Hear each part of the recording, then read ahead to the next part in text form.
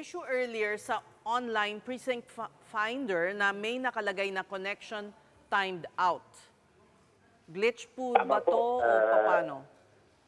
No, it's not a glitch po, Ma'am Tess, Ma'am Son, and Ma'am Pauline. Kanina umaga po nangyari yan nung unang buhos po ng ating mga nagsusearch. Medyo napakarami po talaga. At ang explanation po sa amin, mukhang tinreat ng defense ng sistema na parang ito distributed denial of service o yung DDoS.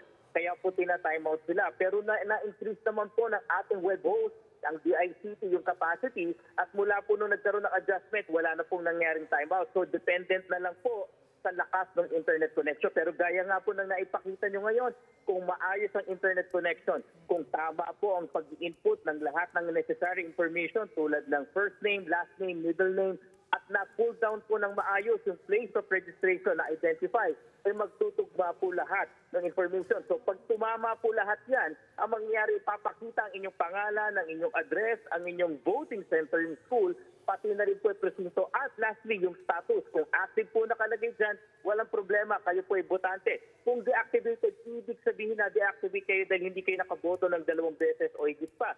Pag no record naman po ang lumabas, hindi naman automatic kagad na hindi kayo rehistrado. Maari pong nagkamali sa pag-i-input ng pangalan. Kaya nga po ito paulit-ulit namin paalala. Kung Maria ang nilagay ninyo, M-A-R-I-A sa inyong pagre-rehistro. At ngayon nung kayo nag-input, ang nilagay nyo lang ay M-A. Iyan po, magno-no record kayo dyan. So kailangan pong alalahanin maigi kung paano po niya naisulat ang pangalan ninyo nung kayo'y nag-rehistro. And lastly, kung ang lumabas naman po ay multiple records, ibig sabihin lamang po na kayo ay maraming beses nagparehistro o kaya hindi na-delete yung old records nyo at yan po ay kasamang lilinisin ng COMELEC. Pero paano yun? Paano yung steps? Kunwari, tinignan ko, no? Let's say nawala yung Enye from a name or yun nga, yung Maria naging M.A.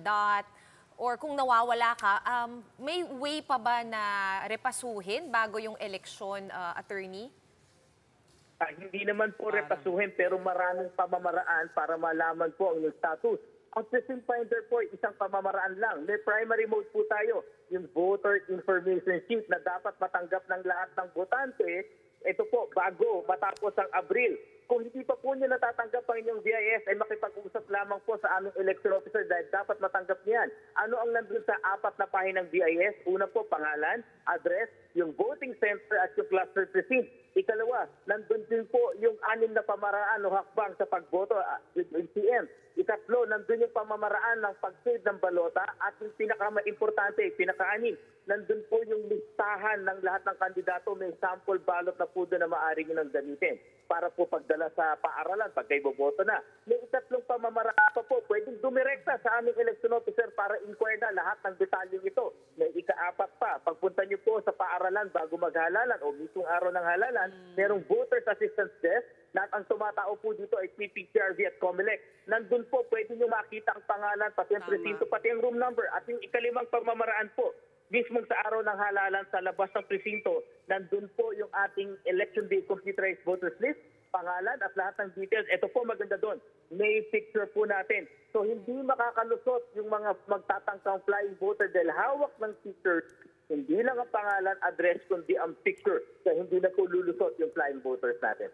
Better before election day para hindi ka nagpapanik at sumusungit kasi parang feeling mo na disenfranchise ka, di ba? Di ba po? Attorney Rex, apparently noong 2022, there was 35 million hacking attempts sa online precinct finder. Ngayong 2025, ano po ba ang naitala? Meron pa rin bang ganyan karaming hacking attempts dito sa online precinct finder? Actually, ma'am, it's 38 million plus. At inaasahan din po namin na mas tataas pa.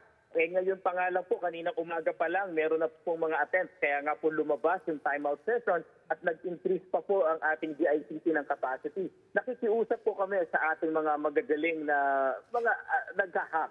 Hindi niyo po kailangan i-hack. Ito po para sa ating mga kababayan. Tulong po ito ng COMELEC para malaman po natin saan tayo boboto. Sana man naman po, huwag niyong ipagkait ang serbisyong ito dahil ang pahihirapan po natin ay kapwa kababayan natin. Kung ang intensyon niyo po ay subukin ang depensa ng sistema, pwede naman po kayo makipag-coordinate sa DICT na web host ng COMELEC para kung yun lamang po ang ating sinusubok. Pero nagkaroon go kasi ahead. rin, no, a few elections ago, nagkaroon ng mga parang threats or hacking threats sa mismong COMELEC nga. This contains, syempre, voter information, tapos after natin magkaroon ng biometrics, attorney, syempre maraming napraning kasi may fingerprint, may signature, may picture pa. Did the COMELEC take any extra special steps for cybersecurity for the midterm elections? Yes, ma'am. It led to the creation of the COMELEC Cybersecurity Division. Una pong ginawa natin na nag-training tayo ng personnel, nag-harden po tayo ng facilities, at higit po sa lahat, na-implement po natin ever since yung plano na nakadetect po yung lahat ng voter information data. Kaya yung ating biometrics, wala po yan online. Ang nandito lang po sa Precinct Finder, yung itinatakda ng batas, sapat na information para malaman mo kung saan yung kaboboto. In fact, yung nakita po natin display na yan, ay parehong-pareho po ng information na nakapaskil sa paaralan na nire-require po ng batas. Wala po dyan ang ating biometrics at iba pang datos na nakahiwalay po at hindi online at wala sa server na yan.